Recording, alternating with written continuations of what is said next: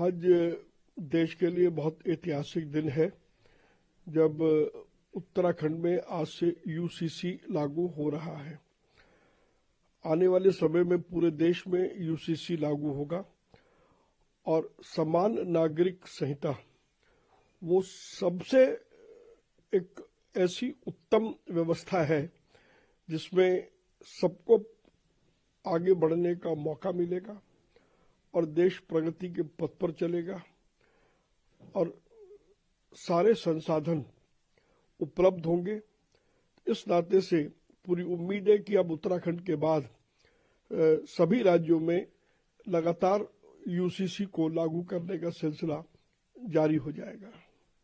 केंद्रीय लगातार प्रचार प्रसार कर रहे हैं चुनाव को लेकर। दिल्ली में आम आदमी पार्टी के ऊपर हमला करते हुए एक अवैध आमदनी पार्टी बताया है और कहा है सिविक समस्याएं दिल्ली के सुलझाने से। बिल्कुल वो अवैध आमदनी पार्टी है, क्योंकि जिस प्रकार से दिल्ली की जनता के साथ अरविंद केजरीवाल ने और आम आदमी पार्टी ने खेल किया है, जिस बेदर्दी से दिल्ली की जनता के पैसे को लुटाया है, जिस बेहिसाब तरीके से घोटाले किए हैं, वो निश्चित रूप से साफ तौर पर ये दर्शाता है कि आम आदमी पार्टी अवैध आम आदमी पार्टी है और अब दिल्ली से उसका जाना तय है।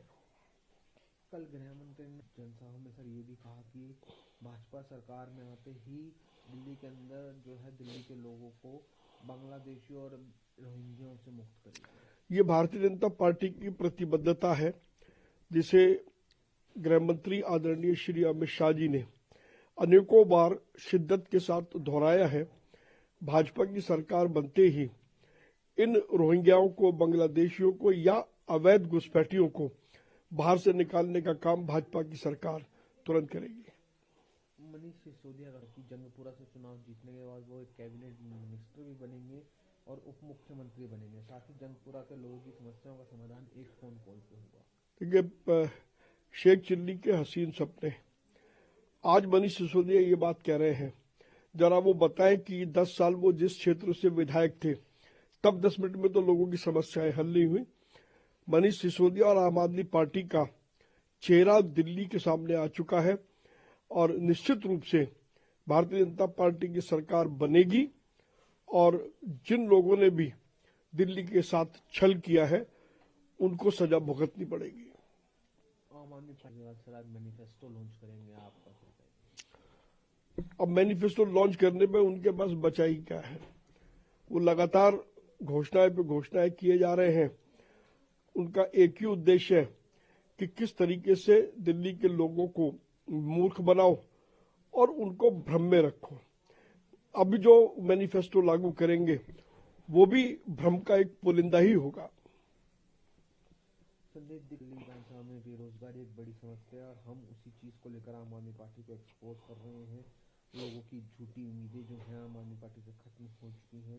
बीजेपी और आम आदमी पार्टी दोनों पैसे बांट रहे हैं। मैं लोगों को बताना चाहता हूँ कि इनके पैसों को ना लें और इन्हें चुनाव में। देखिए, 10 साल में दिल्ली के लोगों ने आम आदमी पार्टी को करीब से देखा है, उसके नेताओं को करीब से देखा है और सही मायनों में आम आदमी पार्टी का और उसके नेताओं का असली चेहरा दिल्ली की जनता के सामने आ चुका है और अब दिल्ली की जनता अधिक उस पार्टी के झांसे में आने वाली नहीं है। अरविंद केजरीवाल सर सिसोदिया संस्थान में रैली करके लोगों को कह रहे थे कि अगर आपको 0 बिजली का बिल चाहिए तो आपको आम आदमी पार्टी को वोट करना पड़ेगा। जो सारी सुविधाएं आम आदमी पार्टी दे जो चाहिए तो आपको हमें वोट करना पड़ेगा। बीजेपी सब कुछ छीन लेगी। बीजेपी ने कहा है कि वो सारी सब्सिडियां बंद कर देगी, इलेक्ट्रिसिटी समाप्त कर देगी अगर वो सरकार में। अरविंद केजरीवाल झूठ बोलते हैं और वो झूठ इसलिए बोलते हैं क्योंकि झूठ उनके शरीर के कण-कण में समाया हुआ है। गृह मंत्री अमित शाह जी ने बार बार स्पष्ट रूप से ये कहा है कि वेलफेयर की एक भी स्कीम बंद नहीं करी जाएगी, लेकिन क्योंकि अरविंद केजरीवाल बौखला गए हैं, बेचैन हो गए हैं, घबराहट हो गई है, इसलिए वो फिर झूठ और झूठ के ऊपर फिर झूठ बोले जा रहे हैं। सही तौर पर देश में यदि सबसे झूठे व्यक्ति का खिताब मिलना चाहिए तो अरविंद केजरीवाल इसके सही हकदार हैं। आखिरी सवाल लेना चाहूँगा कि कुंभ में डुबकी लगाई है, उन्होंने कहा मैंने 11 डुबकियाँ ली हैं और मैं काफ़ी अपने आप को अच्छा महसूस कर रहा हूँ। मैं चाहता हूँ कि सरकार और अच्छे इंतजाम करे ताकि लोगों को यहाँ कोई मुश्किलें ना हो। ये वही अखिलेश यादव हैं जिन्होंने अयोध्या में राम मंदिर पर प्रश्न उठाए थे। ये वही अखिलेश यादव हैं जिन्होंने महाकुंभ में पर की व्यवस्थाओं पर सवाल उठाए थे। अब यही अखिलेश यादव महाकुंभ में जाकर के डुबकी लगा रहे हैं। तो इनसे पूछा जाए कि जिन व्यवस्थाओं पर इन्होंने सवाल उठाए थे, ये खुद डुबकी लगा करके आए हैं, क्या महाकुंभ में व्यवस्थाओं की कोई कमी है? और उपदेश तो कोई भी दे सकता है, लेकिन उसको निभाना वो भाजपा के लोगों को आता है।